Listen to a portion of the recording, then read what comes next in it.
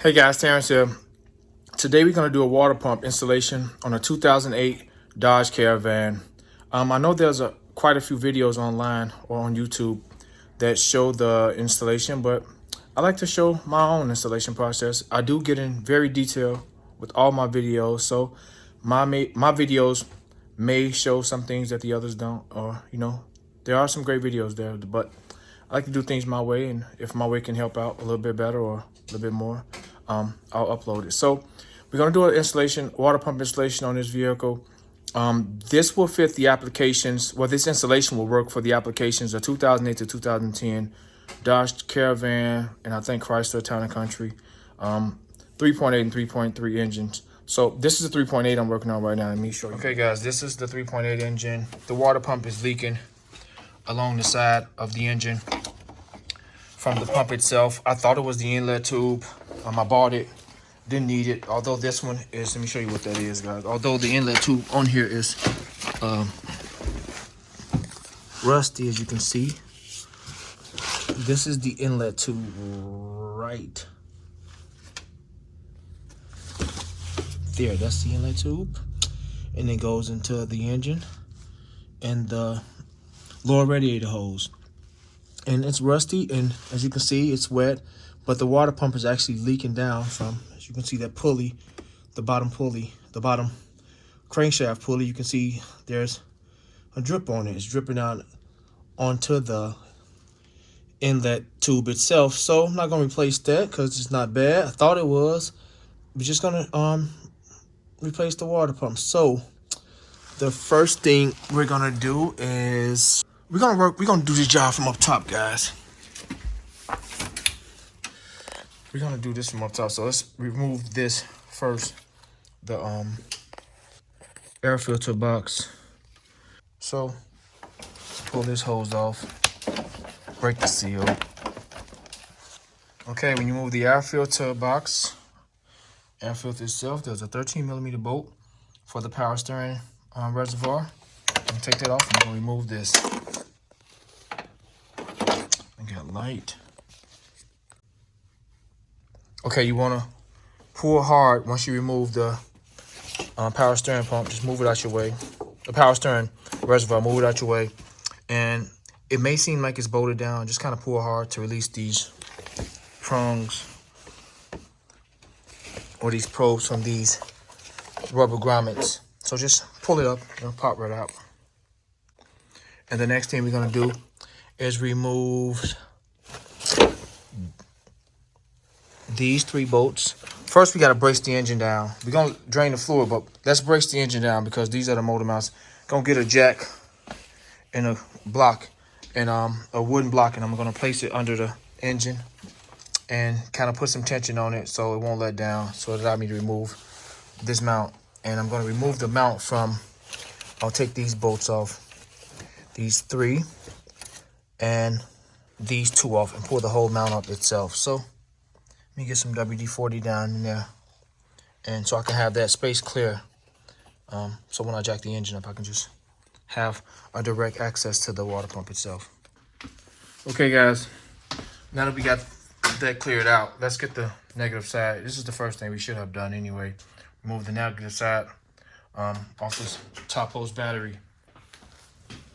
It's 8mm probably. No, it's 10mm on this one. On the side post is typically a 8mm bolt off that battery. Okay, just want to be safe with that. You never know if anything kind of can spin the engine over. Just me being paranoid since I've been working on cars for so long. I've seen some crazy stuff. So we cleared out, got the WD-40 sitting. For some weird, strange reason, I don't know if this mount been out, but it's odd that this is a 15mm, as they should be. 15mm. The one back there is a 15mm, but these are 5/8. The 15mm won't go. It won't go on there. So, this is a 5/8 socket. Of course, it's too big. It's if it's snug on this bolt, but it's too big for that one, and the 15mm fits perfect here boat won't fit here, and there's no rust around that boat.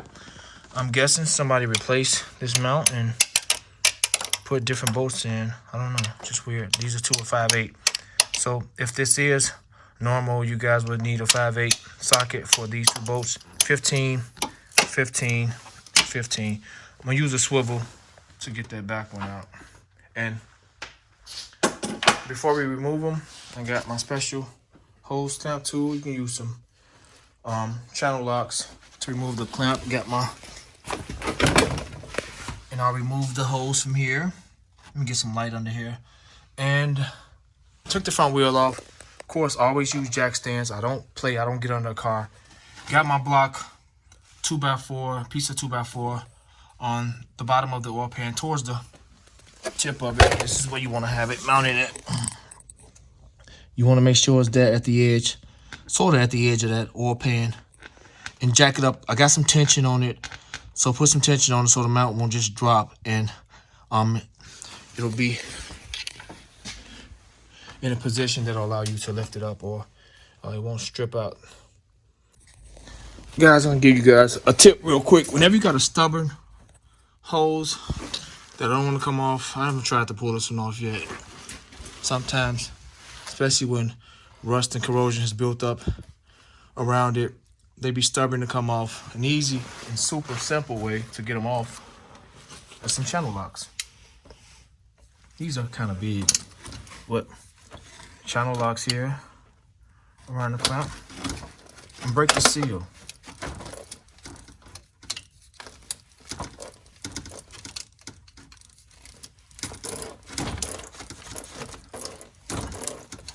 And this clamp won't come right off.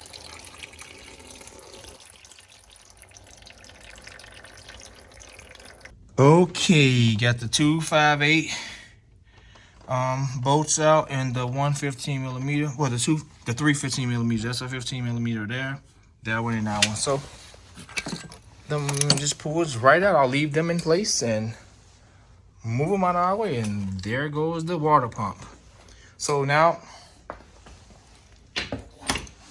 drained out fluid, we can jack up the engine.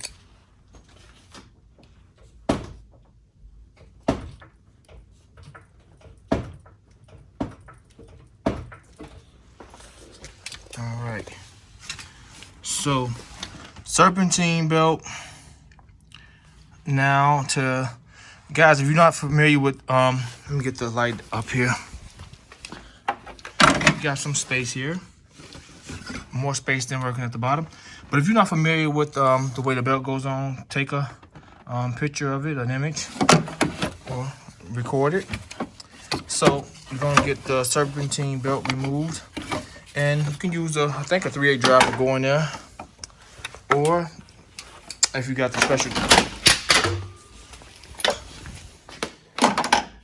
special serpentine belt tools, I get all the sizes. Here goes just some of them.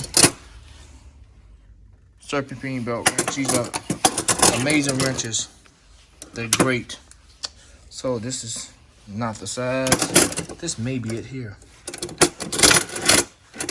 A unique wrench to remove any serpentine belt, no matter what application it is. So let's see. Does this go down in there?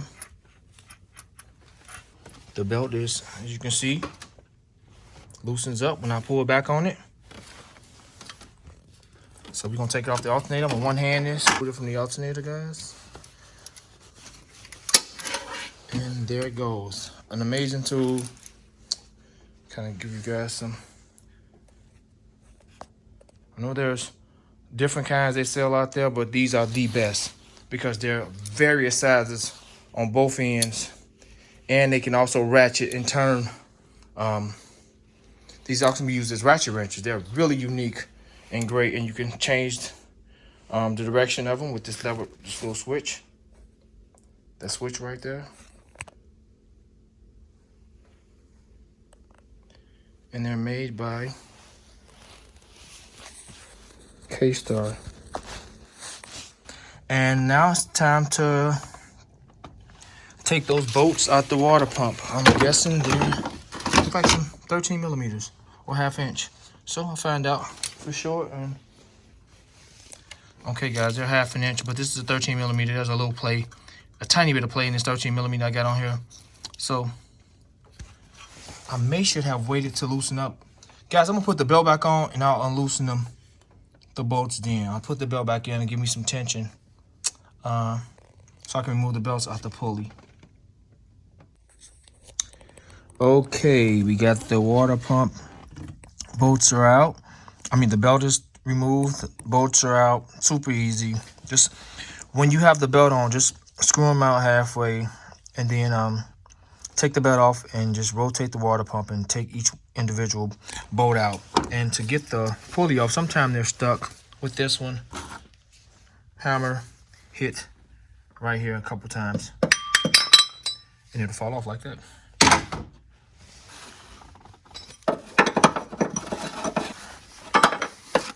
All right, that's removed. So now let's remove those bolts in the water pump. There's some 10 millimeters. 1, 2, 3, 4, 5 bolts. Okay, guys, pump came off super easy. However, the bottom broke off. The head broke off of it, which sucks. As you can see, I'm not sure. I guess it was holding by the thread lock and maybe corrosion over the years. That's part of the gasket that's around it. But I have to be extremely careful with this. What I'm thinking about doing is tack welding a larger bolt onto that and then screwing the bolt out with the weld. I'm gonna get my wire brush right here and I'll clean it up. I'll clean all that up with the wire brush. And like I said, I can lock some grips on there. It only the head broke off, so there is enough room for me to get some grips locked on there, but I'm nervous. I don't want to break that part off. And it sucks because if it was at the top, I could get away with maybe some silicone around it and tighten the other bolts down, but it's at the bottom where it most likely will leak at. So I got to get that broken bolt removed. So let me get this taken care of, cleaned off, and I'll try to figure out how I'm gonna get this bolt out. Okay, it cleaned off, and the bolt is, like I said, the head just broke off, so there's a lot sticking out, a little over 1/2 inch.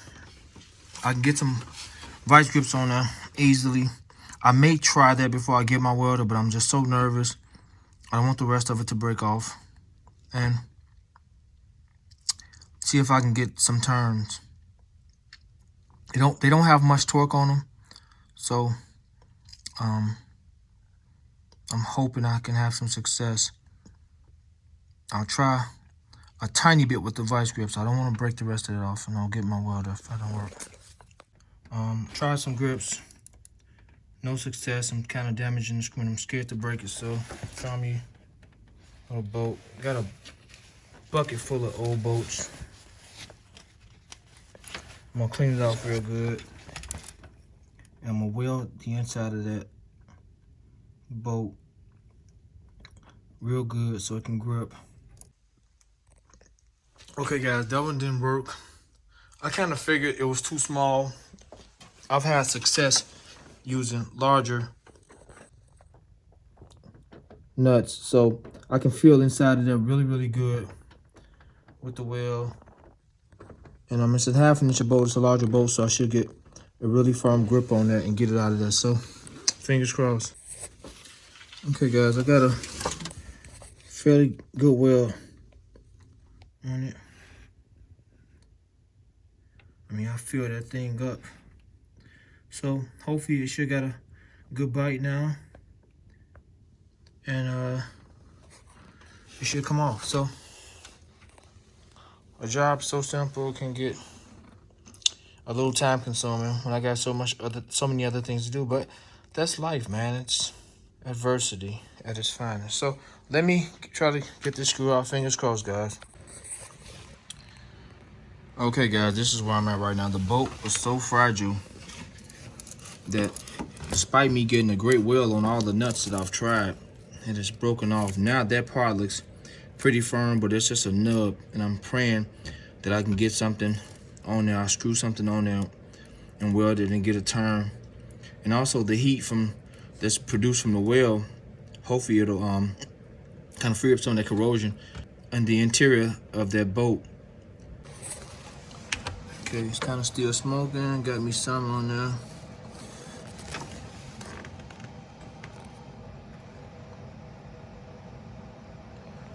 Try to fill it in as best as possible. Like I say, it's on a kind of jacked up angle, but I can get it. And hope I got something. I hope I got something. Fingers crossed. Guys, no luck. Kind of, the bolt turned right off. I'm not getting a good bite on it now. Gotta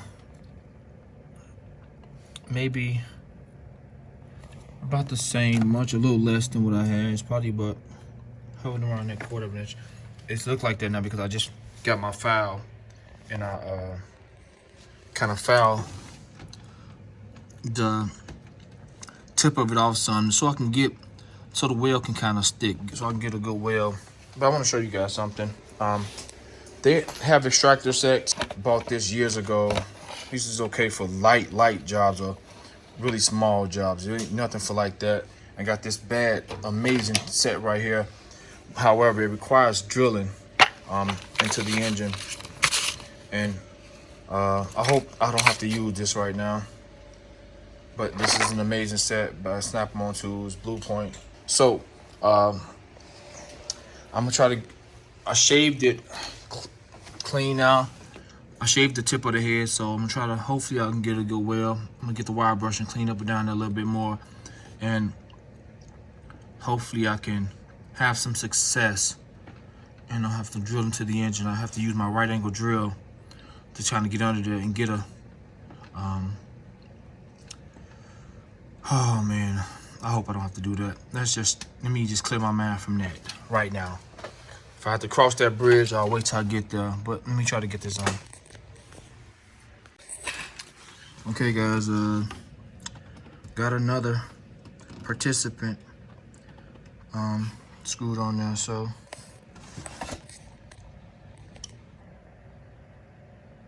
let's hope for the best. Just trying something new.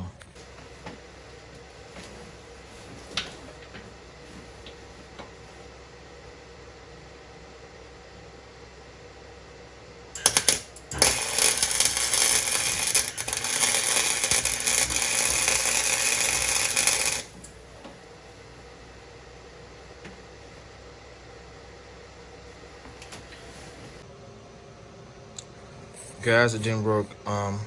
Although I worked the screw back and forth very slowly, the bolt, it broke all the way off, and the ultimate happened. And this just sucks that they would use such a fragile, a brittle bolt in a scenario like this. Okay guys, I put the gasket on first, and I'm putting a lot of silicone. I'll show you guys what silicone I'm using. It's a gasket maker. I'm putting a lot of gasket maker. This Optimum Gray. This is some great. This stuff is great.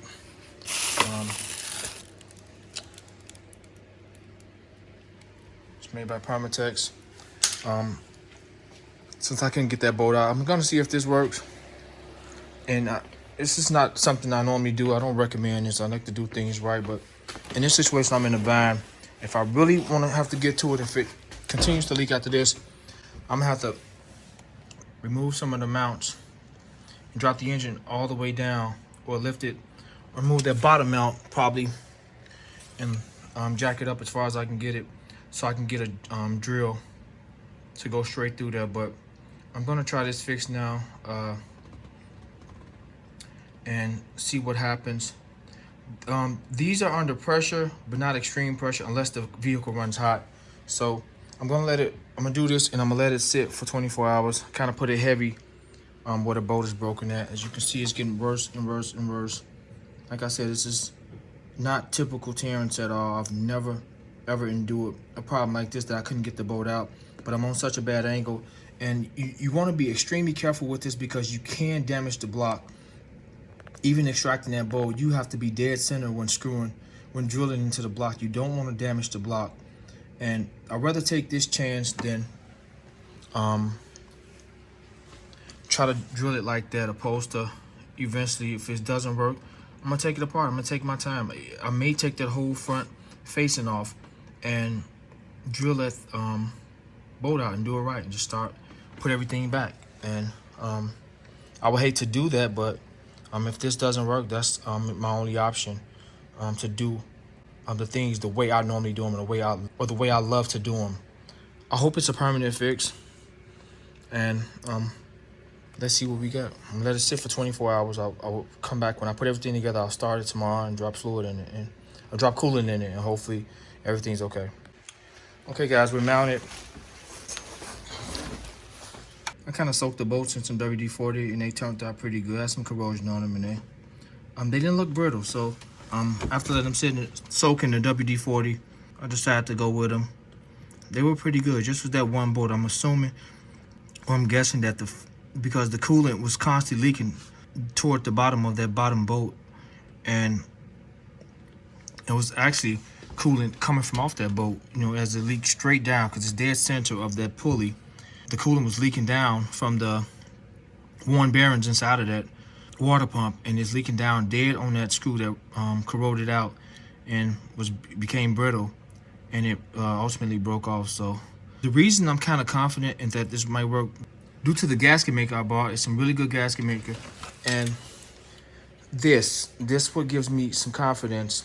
Although look at the distance between this bolt and that bolt hole.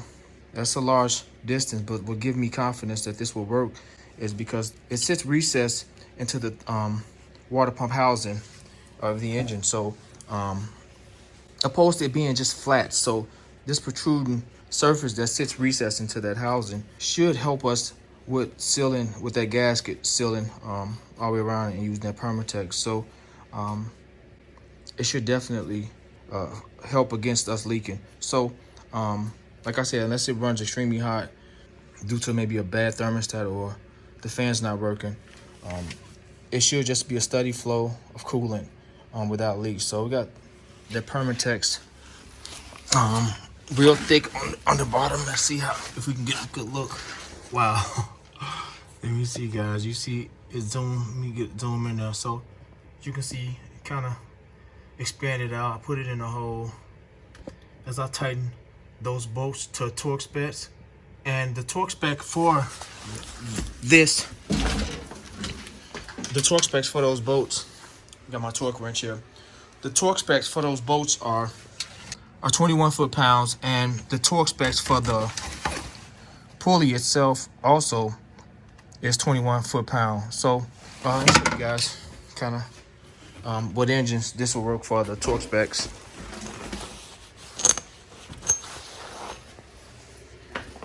So you can kind of get a general idea. The 3.3, 3.8, 21 foot-pounds for the water pump pulley bolts and the water pump mountain bolts. 21.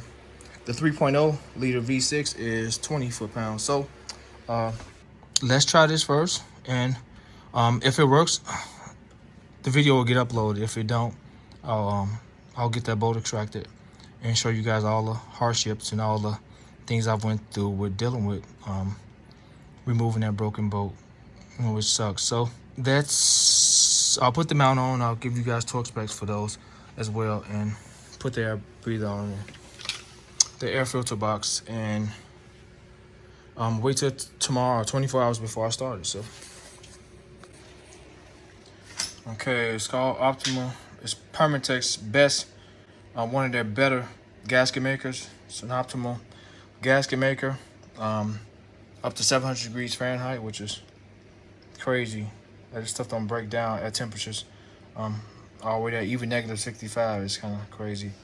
Most importantly is it's great for rigid torque and high vibration applications. So, you know, that water pump is rotating at crazy speeds. So this stuff is, and it's sensor safe. This stuff is great. So this is the winner for fixing our problem.